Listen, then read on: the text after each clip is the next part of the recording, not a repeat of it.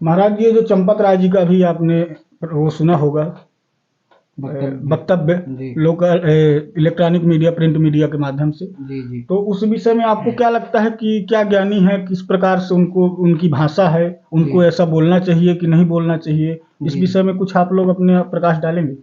देखिए ऐसा है, जी हमने उनका वक्तव्य सुना है, जी और जिस प्रकार से उन्होंने ये वक्तव्य दिया है कि राम मंदिर केवल रामानंद संप्रदाय का है, शैव सन्यासी इत्यादियों का नहीं है, ये अशिष्टतापूर्ण व्यवहार है, और महत्वपूर्ण पद पर बैठे हुए जिम्मेदार व्यक्ति को सोच समझ के अपना वक्तव्य देना चाहिए। उन्होंने जो वक्तव्य दिया है इससे अनेकों, और हम तो समझते हैं कि करीब करोड़ों लोगों की भावनाएं आहत हुई हैं।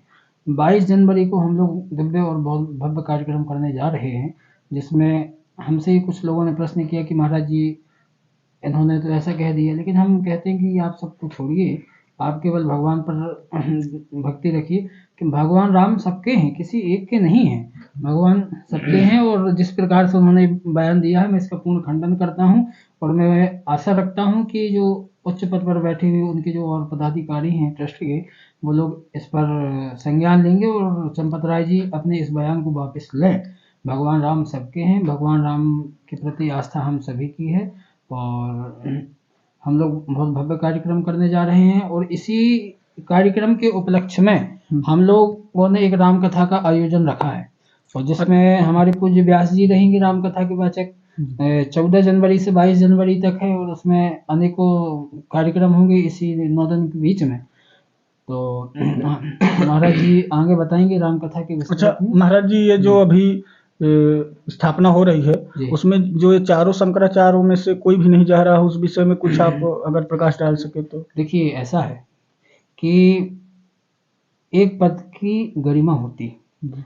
हमारे यहाँ शास्त्रों में लिखा है जो शंकराचार्य होते हैं वो शिव स्वरूप होते हैं, और वहाँ पर आमंत्रण में लिखा गया है कि जो भी व्यक्ति आए, वो शंकराचार्यों के लिए भी ये बात कही गई है कि केवल शंकराचार्य आए, दंड चवर छत्र इत्यादि सिंहासन इत्यादि कुछ नहीं लगेगी, तो फिर ये तो शंकराचार्यों का अनादर है। बिल्कुल बिल्कुल। इसलिए हम ये समझते हैं कि शंकराचार्यों ने उसका विरोध नहीं किया है, किंतु उनकी वहाँ पर अनुपस्थिति रहेगी, और क्योंकि शंकराचार्यों का सम्मान होता है, उनकी गद्दी लगती है, सिंहासन लगती है, छत्र चबल लगते हैं, उनके अनेकों शिष्य रहते हैं, उनके भक्त रहते हैं, तो यदि शंकराचार्य जी वहाँ पर जाएंगे तो उनके शिष्य भी वहाँ जाएंगे। तो जैसे अभी निश्चलानंद जी रायपुर आए हुए थे, जी तो यहाँ उनका भी वक्तव्य हुआ, जी लेकिन उनके पिछले वीडियो में कहा गया कि मैंने शंकराचार्य जी बोल रहे थे कि जब मोदी जी वहाँ उद्घाटन करेंगे तो क्या हम वहाँ ताली बजाने जाएंगे, जी इस जी। विषय में कुछ आप प्रकाश डालें। बिल्कुल। देखिए ऐसा है कि हमारे सनातन धर्म में शंकराचार्य का जो पद होता है वो अत्यंत महत्वपूर्ण, सबसे बड़ा पद हम मानते हैं उसको, और मानते नहीं है वो है ही। तो आप समझ लीजिए यदि शंकराचार्य की उपस्थिति वहाँ रहती है, तो प्रधानमंत्री यदि प्राण प्रतिष्ठा करेंगे, तो ये तो हमारे पूज्य शंकराचार्य भगवान को अनादर ही है। बिल्कुल। और इससे क्या छवि और क्या संदेश पूरे भारत देश को जाएगा, और मैं तो समझता हूँ भारत देश को नहीं अपितु पूरे विश्व को क्या संदेश जाएगा। तो शंकराचार्य जी हमारे पूज्य हैं, उनका सम्मान हमारे लिए सर्वोपरि है।